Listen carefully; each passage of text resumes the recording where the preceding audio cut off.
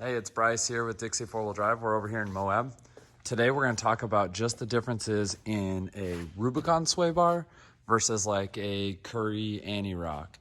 So a factory Rubicon 07 and newer, clear up to today's current JLs, JTs come with a disconnecting sway bar, an electronic one.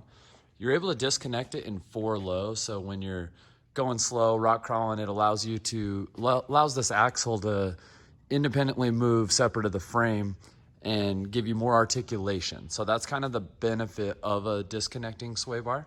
As you can see here, we have Rock Crawler's beefy sway bar links. A double adjustable, it has a left hand and right hand, so you can adjust it on the vehicle to extend them or shorten them. But that's a factory front sway bar. We're gonna jump to the back and show you a factory rear sway bar. They run a thinner sway bar in the rear from the factory, and same thing, double adjustable, you're able to extend those lengths. As you can see here, the sway bar bolts up to here, but check out this anti-rock. We'll walk over and show you the difference on this anti-rock. On this anti-rock, they move this to up inside the frame, the cross member.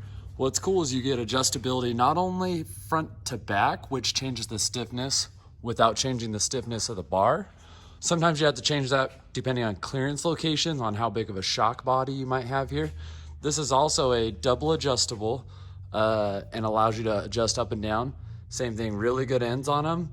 As long as nothing protrudes these should be strong enough, but truthfully, the bigger the sway bar link is never a bad thing to have. Just beef that's kind of what I like to run. So sometimes I put my own arms on an anti-rock as well, but that's a pretty killer setup. What's cool is it does move it from, instead of being back here where it's near the shocks there, it puts it up in the cross member.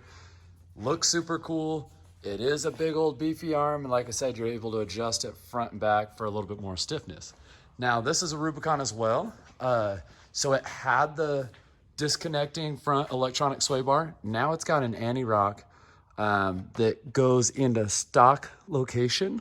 So it's a beefy bracket again. You can see how beefy that one bracket is. Good hardware. This one's still loose because we need to adjust it after we've cycled it, but we want to adjust it up and down.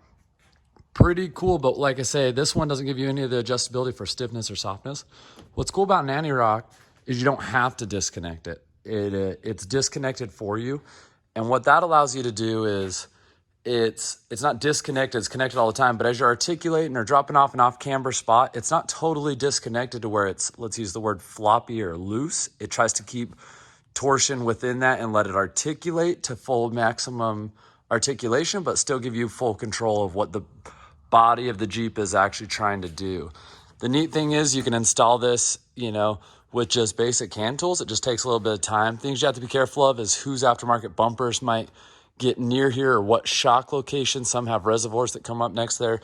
You got to make sure, or we've had some that inner fenders get in the way with how much travel you're trying to push. So kind of same thing in the rear as you get things going on up here. If you have inner fenders that stick out at all, you just got to pay attention. And that's the important job about flexing it out when you're done.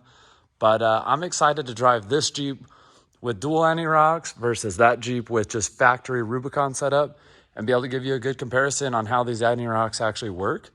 And I've driven a lot of them, but I want to try just different lift kits and see how it handles. Exact Jeep, same wheel tire, not a different lift kit, different shocks, all the same, so I can give you a really good, thorough judgment of what that does. But pretty cool.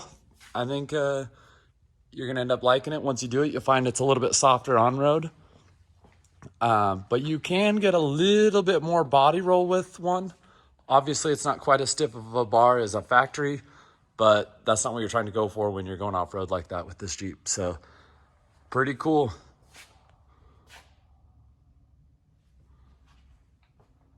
Thanks for checking it out.